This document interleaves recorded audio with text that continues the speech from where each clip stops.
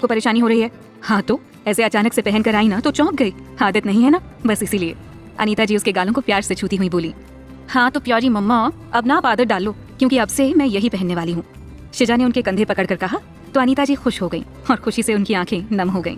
शिजा ने उनकी नम आंखें देखी और उनका चेहरा अपने हाथों में लेकर बोली, आप खुश तो हो ना?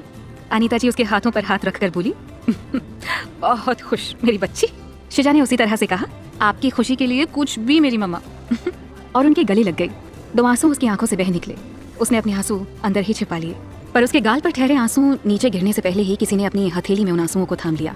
शिजा की नजर जब आरती पर पड़ी, जो बेचैनी से उसे ही देख रहा था, तो उसके चेहरे के भाव बदल गए और वो अनीता जी से अलग होकर आरती को बिना देखे ही चिति के पास चली गई। आरती बेचैनी से उसे ही देख रहा था। वो उससे बात करने का मौका ढूंढ रहा था, पर शिजा ने एक बार भी उसकी तरफ नहीं देखा और ना ही उसका कोई इरादा भी था कि वो आरती से बात करे। धीरे धीरे हल्दी की रस्म शुरू हो गई। सभी ने चिति और रिजुल को हल्दी लगा दी। हल्दी लगाने के बाद अब सभी हल्दी से होली खेलने लगे। यशी ने हल्दी ली और शिजा को लगाने के लिए उसके पीछे पीछे दौड़ी। दौड़ते दौड़ते शिजा बाहर लॉन में आ गई। उसके हाथ में भी हल्दी थी। यशी शिजा के पास पहुंची और उसे हल्दी लगाने के लिए उसने जैसे ही हाथ बढ़ाया, शिजा वहां से जल्दी से हट गई और हल्दी अजय के गालों पर लग गई। यशी ने जब सामने अजय को देखा तो वो शर्मा गई और वहां से जाने लगी, पर अजय ने उसका हाथ पकड़ लिया और बोला, अरे अभी इतनी भी जल्दी क्या है, अभी तो मैंने लगाई ही नहीं। तब तक शिजा थाल भरकर हल्दी ले आई और अजय को देती हुई बोली, ये लो भाई और भाब्स, आप दोनों अच्छे से हल्दी की होली खेलिए, अब आपको कोई डिस्टर्ब नहीं करेगा, मैं तो चली।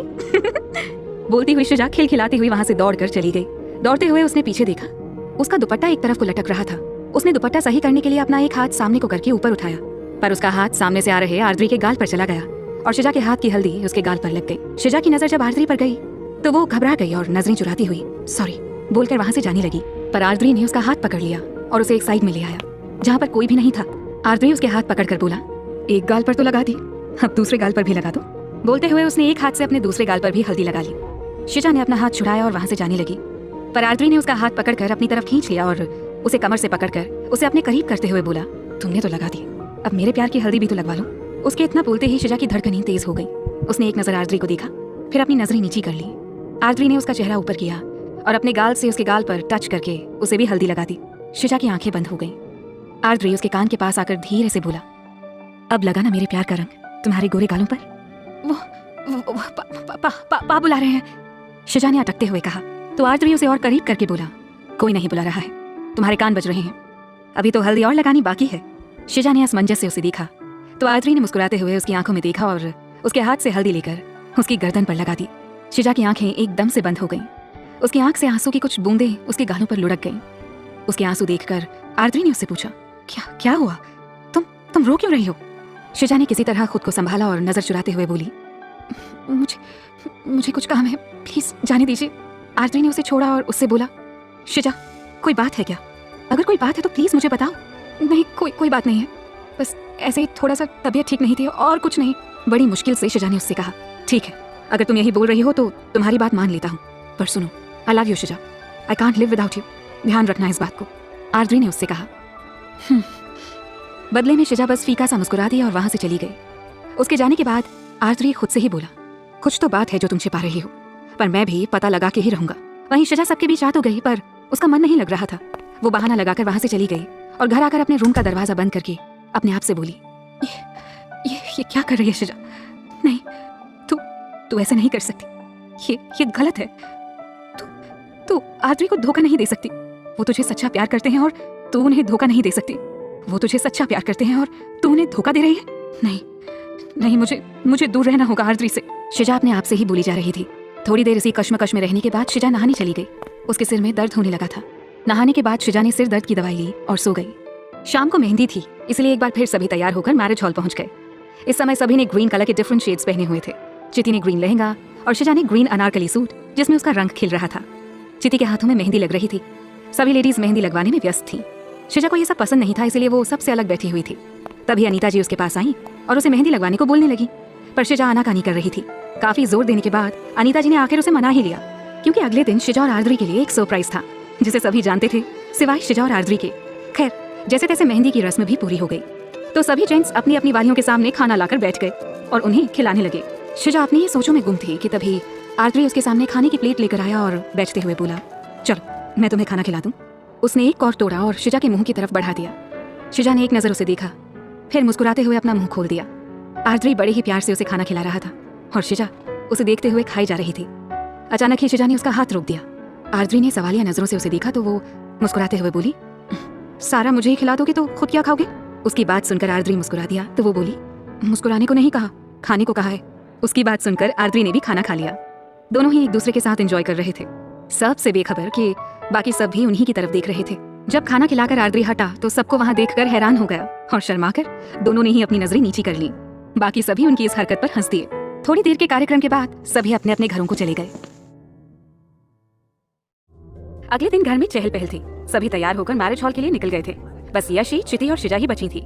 यशी शिजा को एक गाउन देते हुए बोली, शिजू जल्दी से ये गाउन पहनकर रेडी हो जाओ, सभी लोग निकल गए हैं। शिजा यशी की तरफ बेचारगी से देखते हुए बोली, क्या भाब्स, अब आज कौन सा फंक्शन है जो आज सभी वहाँ चले गए हैं? और जहाँ तक मुझे पता है शादी तो कल है ना? यशी उसके गाल खींचते हुए बोली, अरे पहले जाकर तैयार हो जाओ। तभी चिति दंदनाती हुई आई और बोली, अरे तू अभी तक तैयार नहीं हुई?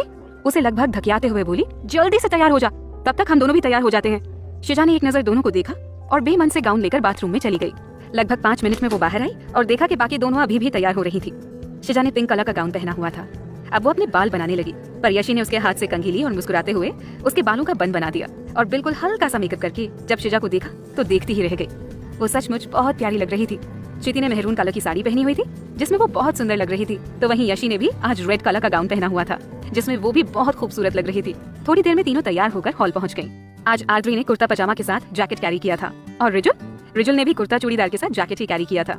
आरद्री को भी कुछ समझ नहीं आ रहा था कि आखिर आज कौन सा फंक्शन है। तभी उसकी नजर गेट पर पड़ी और एक बार जो पड़ी तो वो वहीं अटक गई।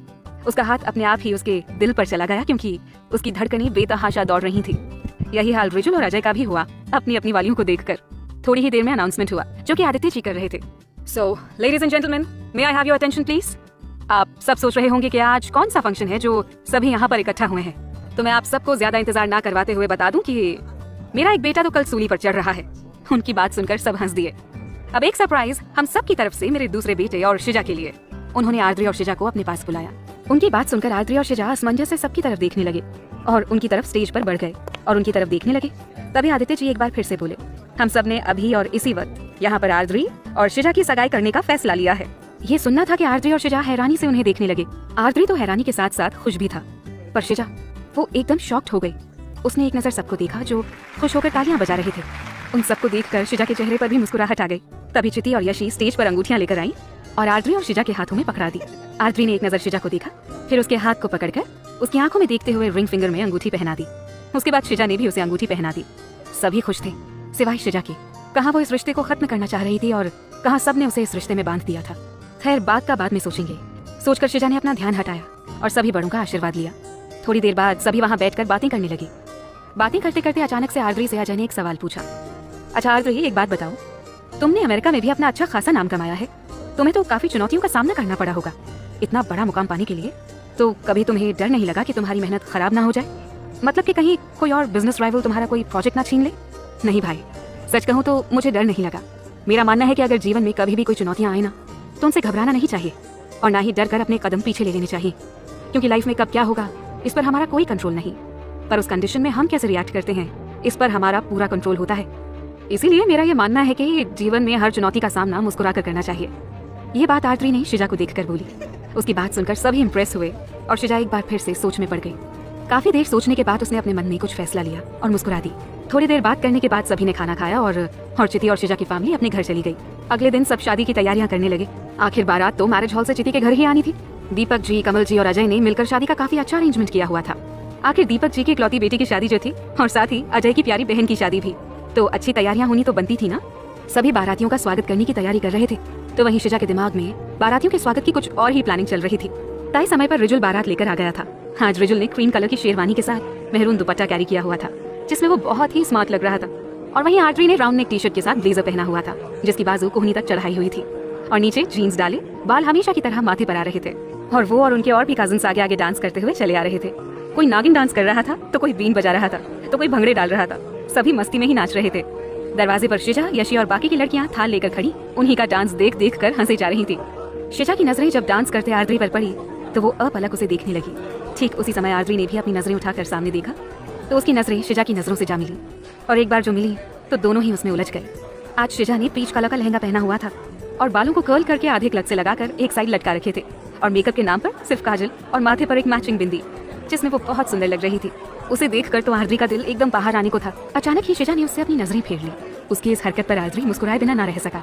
उसे यूं मुस्कुराता देख शिजा ने अपनी आंखें छोटी कर ली और मन ही मन बोली, मुस्कुरा लो बेटा, जितनी बत्ती सी चमकानी है ना चमका लो, या फिर दंत कांति का प्रचार कर लो, अभी बताऊंगी, आप आओ तो जरा। थोड़ी देर डांस करने के बाद रिजुल, आरती और बाकी के कजिन्स के साथ द्वार पर खड़ा हो गया। थोड़ी बहुत पूजा के बाद रिबन कटाई के लिए सभी खड़े थे। आरती तो अपनी तोती को ही ताड़ने में लगा हुआ था। शिजा ने मुस्कुराते हुए रिजुल का टीका किया और एक मिठाई का पीस उठाकर रिजुल को खिलाने लगी। तभी उनमें से एक ने रिजुल को रोकते हुए कहा, भाई मत खाना, कोई भरोसा नहीं इन लोगों का, पता चले इसमें कुछ मिलाकर रखा हो। शिजा मुस्कुराकर बोली, कोई बात नहीं, तो पहले आप ही चख लीजिए, उसके बाद हमारे प्यारे जीजू को चखा देंगे। वो लड़का थोड़ा घबराते हुए बोला, अरे नहीं नहीं, मुझे नहीं खाना। रिजुल को असमंजस में खड़ा देखकर शिजा ने गिफ्ट पैक मिठाई का डब्बा मंगवाया और उन सबके सामने खोला और उसमें से एक पीस निकालकर रिजुल को खिलाया। रिजुल ने जब खाया तो उसे कुछ भी गलत नहीं लगा। उसके बाद शिजा ने सभी को एक एक पीस वहाँ खड़े सभी लड़कों को दिया। रिजुल से ग्रीन सिग्नल मिलते ही सभी ने एक एक पीस उठाकर खा लिया और आदमी ने तो खुद शिजा के हाथ से खाया। पहले तो सभी खुश होकर चबा रहे थे, फिर जैसे जैसे चबाते जा रहे थे उनका मुंह कड़वा हो रहा था और वहाँ खड़ी लड़कियाँ अनजान बनी खड़ी थी। वो लड़के बेचारे ना तो अंदर कर पा रहे थे और ना ही बाहर निकाल पा रहे थे। मजबूरन जैसे तैसे उन्होंने उसे गटका। पूरा मुंह उनका कड़वाहट से भर गया था, पर सभी एक दूसरे से अपने हालात छिपाने में लगे हुए थे। रिजुल ने नेक देने के लिए कोई भी आनाकानी नहीं की। उसने 21,000 रुपए उन्हें नेक के लिए दे दिए। अब रिबन काटने के लिए कैंची मांगने लगी तो शिजा ने मुस्कुराते हुए पूरा रिबन ही खोल दिया और जब इसका रीजन पूछा तो वो बोली, अब एक नया रिश्ता जुड़ने जा रहा है तो नए रिश्ते की शुरुआत कैंची से काटकर नहीं बल्कि मिलकर होनी चाहिए ना। अगर कैंची से काटकर करेंगे तो उसके बीच में जोर पड़ जाएगा ना, इसीलिए शुक्लार्क फैमिली में आपका स्वागत है जीजू। उनमें से एक लड़का बोला, शुक्लार्क फैमिली? शुक्लार्क फैमिली मतलब शुक्ला और गर्ग फैमिली। यशी ने उनका डाउट क्लियर करते हुए कहा और फिर अंदर आने को बोला। बड़ों को तो पहले ही अंदर भेज दिया था, बस लड़के ही रह गए थे जिनके स्वागत के लिए अंदर कुछ इंतजाम किया गया था। जैसे ही वो सभी अंदर आए उनके सामने एक वेटर खड़ा हो गया और सबको एक एक ग्लास जूस दे दिया और सभी ने खुशी खुशी ग्लास उठाया और एक ही सांस में पी गए। उनका मुंह पहले से तो कड़वा हो ही रखा था, पर जब जूस पिया ना तो उसके बाद और भी कड़वा हो गया, क्योंकि उसमें एलोवेरा और करेले का जूस मिक्स किया गया था और ऊपर से कलर डाला था ताकि उसका रंग बदल जाए। आरती ने भी वो जूस शिजा को देखते हुए ही पी लिया था। उन लड़कों की हालत अब ऐसी हो गई थी कि कुछ भी खाने से डर रहे थे। यशी ने शिजा से कहा, शिजा अब रहने दे, बहुत परेशान कर लिया उन्हें। शिजा ने क्यूट सा फेस बनाकर कहा, थोड़ा सा और भाप्स।